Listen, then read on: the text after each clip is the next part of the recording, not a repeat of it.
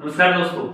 एक ऐसा वायरस जो आज से ऑलमोस्ट 70 साल पहले आया और वो पूरी दुनिया में फैल गया, जिसने लाखों लोगों की जान ले ली, लाखों लोगों को पैरालाइज कर दिया। जैसी सिचुएशन हम लोगों ने कोविड-19 के समय फेस करी, सिमिलर सी वैसी ही कंडीशन उस समय भी क्रिएट हुई। लेकिन उस समय लोग इस वायरस से इतने अवेयर नहीं थे।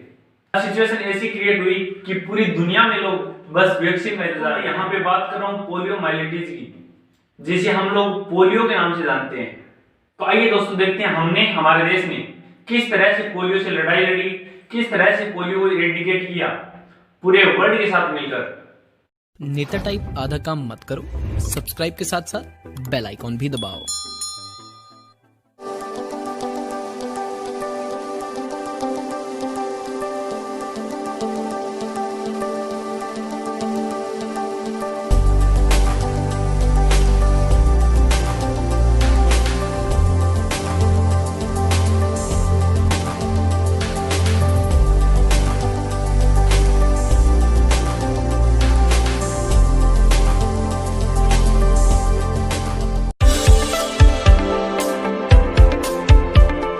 पोलियो एक ऐसी इलनेस है जो एक वायरस से होती है, वाइल्ड पोलियो वायरस, यानी कि WPV।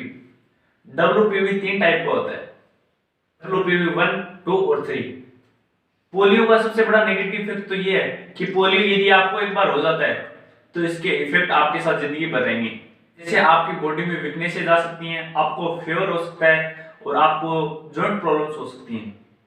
यदि पोलियो का इन्फेक्शन आप में हुआ है तो आप पैरालाइज्ड हो सकते हैं और अनफॉर्चुनेटली आपकी मौत भी हो सकती है, क्योंकि ये आपके नर्वस सिस्टम को इफेक्ट करता है।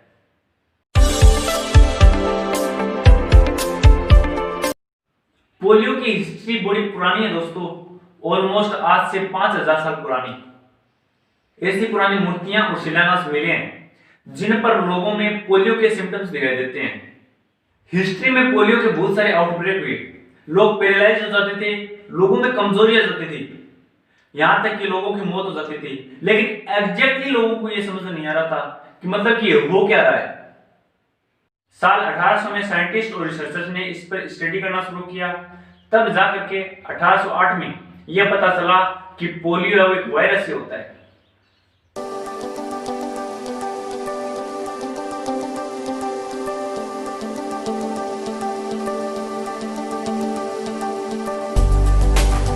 (1916) में पोलियो का आउटब्रेक हुआ न्यूयॉर्क में, जिसमें 27,000 से ज्यादा लोग पोलियो से इन्फेक्ट हुए और 2,000 से ज्यादा लोगों की मौत हो गई और पूरी दुनिया भर में 6,000 से ज्यादा लोगों की मौत। 1968 में पोलैंड में पोलियो का आउटब्रेक हुआ और पोलैंड में बड़ी बुरी तरीके से फैल गया ये पोलियो वायरस। 1986 में पूरी दुनिया भर में पोलियो वायरस फैल चुका था, जिसमें 3.5 लाख लोग पैरालाइज हो चुके थे।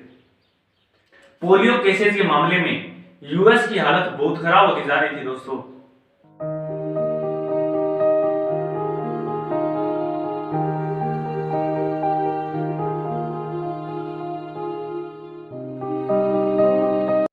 यूएस ही एक ऐसा पहला देश बना जिसने 1979 में कंप्लीटली इरेडिकेट कर दिया पोलियो वायरस को।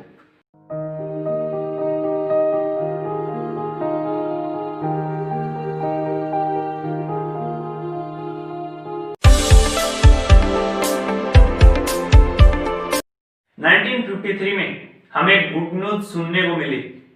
1953 में जॉन सोल्व ने पोलियो वैक्सीन बना ली थी, जिसका नाम था इनएक्टिवेट पोलियो वैक्सीन। इसे IPV के नाम से जाना जाता है। यह बॉडी में इंजेक्शन के थ्रू दी जाती थी। इसे सोल्व इनएक्टिवेट पोलियो वैक्सीन भी कहा जाता है। To the University of Michigan campus in 1955 came hundreds of scientists hoping to hear the words that would signal the end of polio's long and ruthless reign of terror. Heading the medical men was Dr. Jonas Salk, whose polio vaccine had been tested and carefully evaluated.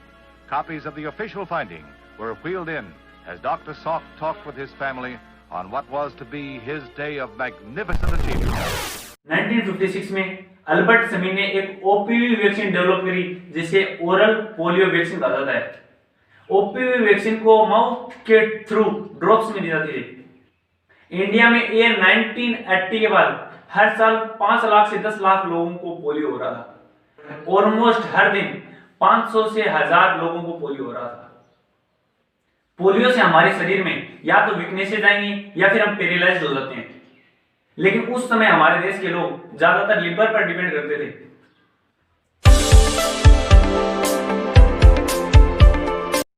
Polio specially उन बच्चों में होता था जिनकी उम्र 5 साल से कम थी। इस समय तक हमारे देश के पास ओपीवी वैक्सीन थी। ओपीवी वैक्सीन उतनी इफेक्टिव नहीं थी जितनी कि लोग उम्मीद लगाए बैठे थे, और अब तक हमारे देश के पास आईपीवी वैक्सीन का लाइसेंस नहीं था। और दूसरी साइड हमारे देश की प्रॉब्लम यह थी कि किन किन लोगों को वैक्सीन दी जानी चाहिए, क्योंकि रियल केसेस ऑफ पोलियो के 10% लोगों को वैक्सीन दी जा रही है।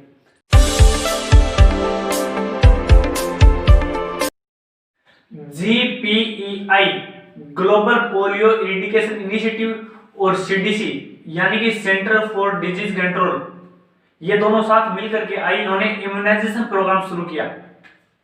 दिल्ली में ये इम्यूनाइजेशन प्रोग्राम काफी सक्सेसफुल रहा, क्योंकि 3 साल से कम उम्र के 90% बच्चों को इम्यूनाइज्ड कर दिया सिर्फ पोलियो की 2 डोजेज के साथ।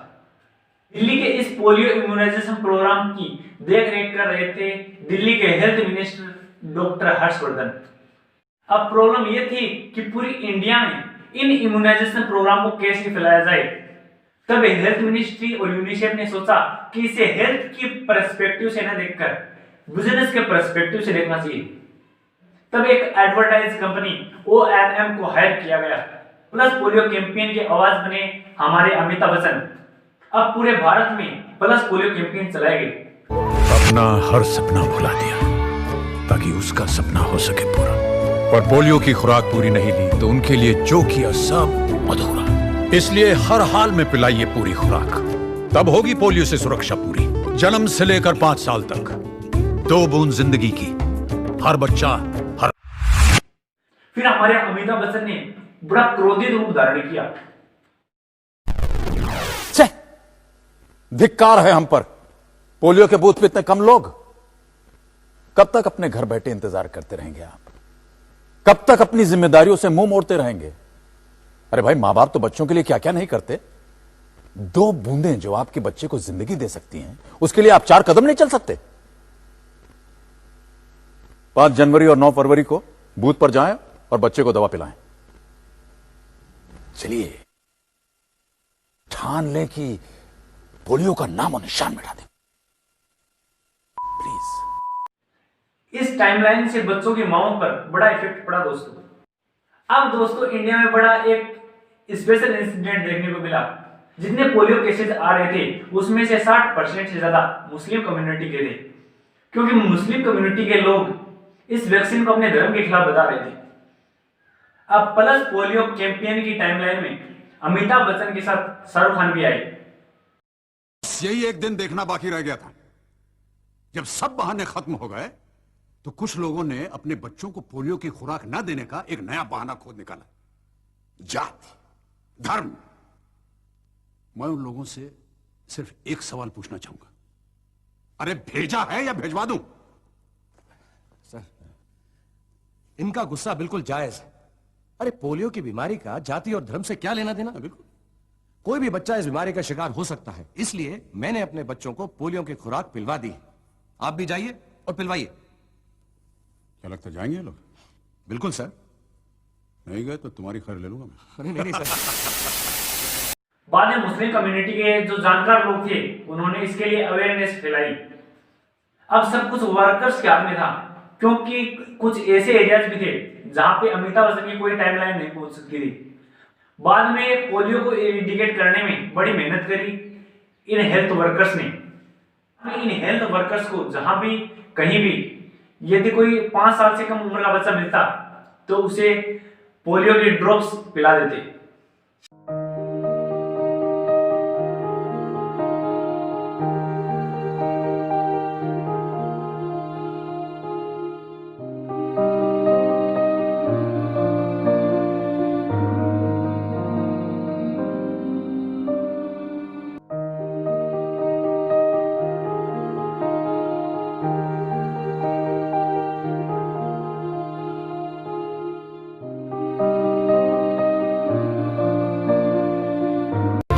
Such heroes have traveled the country to all its corners. They worked tirelessly, braving the elements. Each of them have gone from door to door, educating households about the necessity of the vaccine, while successfully administering the 2 drops to every child. And together, they have finally freed India from the shackles of polio.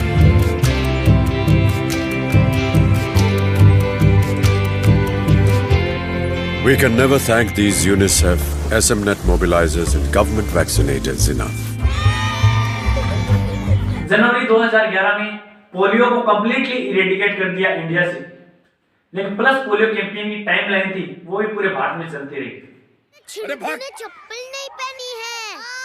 ओहो, चप्पल नहीं पहनी पकड़ा गया ना। देखा आपने लापरवाही का नतीजा है। ऐसे ही पोलियो की खुराक न लेने से पोलियो आपके बच्चे को पकड़ सकता है। भारत पोलियो मुक्त है पर दुनिया नहीं। ये वायरस दोबारा देश के अंदर प्रवेश कर सकता है। इसलिए जन्म से लेकर के 5 साल तक हर बार अपने बच्चे को पोलियो की खुराक दिलवाइए जरूर। 2 बूंद हर बार, जीत रहे बरकरार। तो दोस्तों इस प्रकार से इरेडिकेट किया हमने, हमारे देश ने पोलियो वायरस को। फेसबुक, इंस्टाग्राम और ट्विटर पर यदि आपने अभी तक फॉलो नहीं किया है तो कर लेना, लिंक डिस्क्रिप्शन में है। तो धन्यवाद दोस्तों, मिलते हैं नेक्स्ट वीडियो में।